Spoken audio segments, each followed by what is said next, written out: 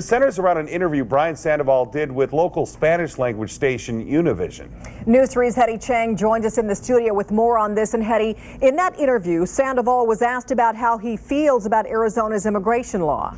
And Sue, he reportedly responded by saying he fully supports it, but that wasn't the controversial part. When asked whether he'd be worried about racial profiling with his own family, Sandoval reportedly said his children don't look Hispanic. Brian Sandoval could become the state's first ever Hispanic governor, but his recent alleged comments may push that goal further from reach.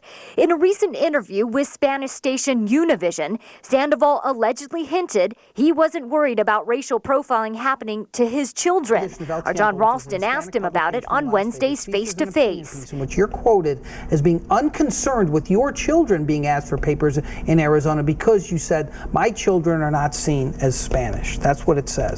That's not what you said? No. That's the translation. We checked with the author of the article, too.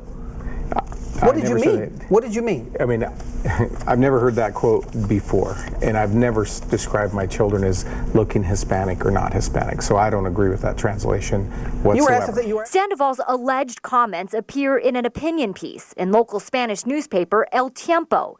Univision anchor and news director Adriana Arevalo writes about that interview. She says Sandoval was asked how he would feel if his children were stopped in the street and asked for their papers. Sandoval allegedly responded, "My children don't look Hispanic." No one has ever asked me. No one's ever asked about them. So that article's incorrect then? Well, I disagree with it because I don't recall being asked about my kids. Sandoval denies it twice, and in an official statement from Sandoval today, he says, quote, "I don't remember saying it, and it is most certainly not how I feel. If I did say those words, it was wrong, and I sincerely regret it. I am proud of my heritage and my family." We would show you the tape of Sandoval's comments if Univision would release the tape, but the station says it won't because it's a work product. Our sources say the tape does exist, but until it surfaces, it's one columnist's word against his.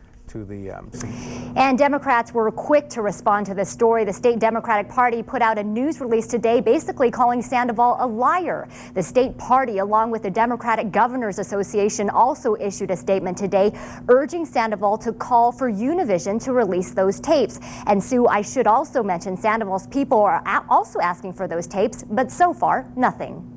Okay, thank you, Hetty. We have left several messages with the news director and the general manager at Univision. Our phone calls have not been returned.